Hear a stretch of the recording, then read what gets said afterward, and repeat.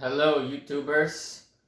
My name is Johan Benedict Royan Bormeo, and I would like to inform you that the other dinosaurs that have different name for species is Camarasaurus. There's one that is for Morosaurus, and there's one is for Catherosaurus.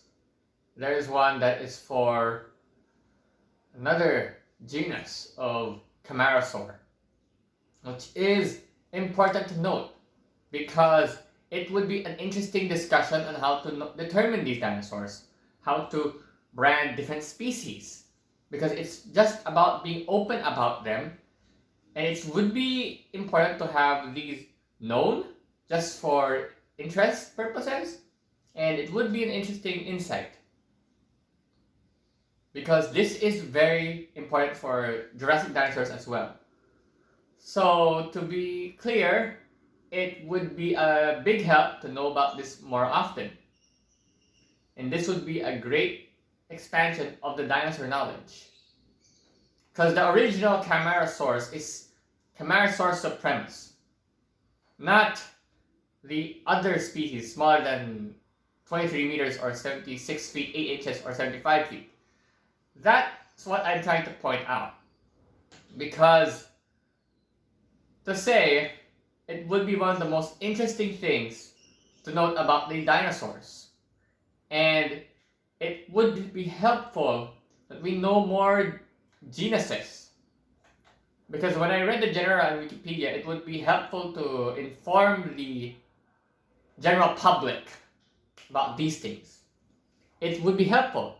Would be helpful for them to differentiate.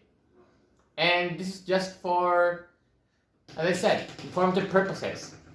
Yikes. Because dinosaur history is very interesting. Because once we know about dinosaurs we we want to know more about its backstory. It's a very vital thing.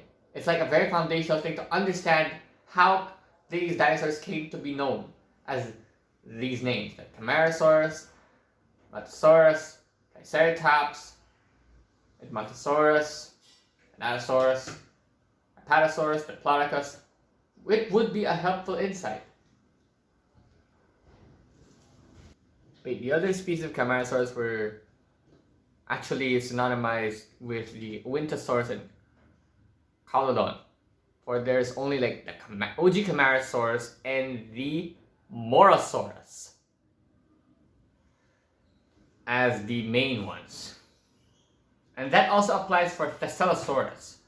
There's one that was known as Buginasaura, which is the Garbani species. The OG Thescelosaurus is Neglectus, and the secondary one is the Garbani, and there's one original Thescelosaurus again from Saskatchewan, Canada.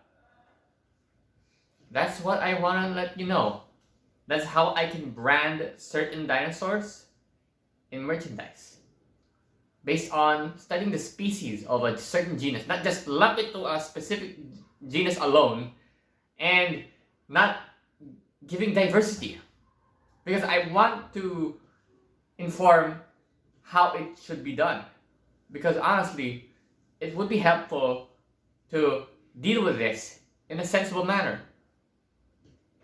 And to be clear, knowing about these guidelines are the most interesting ways to deal with this confusion. And because we do not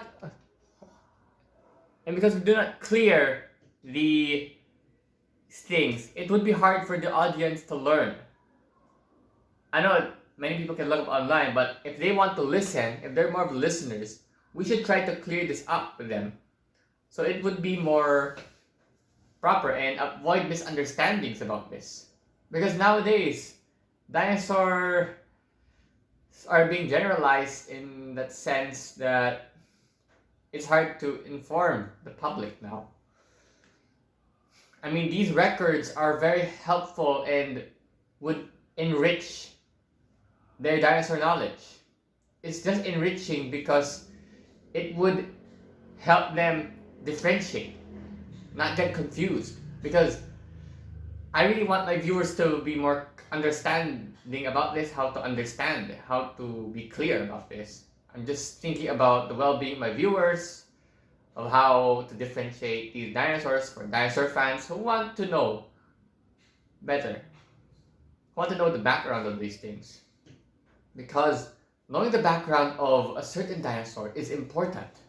Because truthfully, I actually think that the books, dinosaur books, should improve there, talking about these backgrounds, these synonyms of T-Rex, like Manspondylus. What else? There's also another one, Dinosaurus, and Stygimnator for the not fully grown T-Rex, and and a lot. Because it's one of the most important things in knowing dinosaurs. Their background. Taxonomic background is just there to help understand the historical evidence.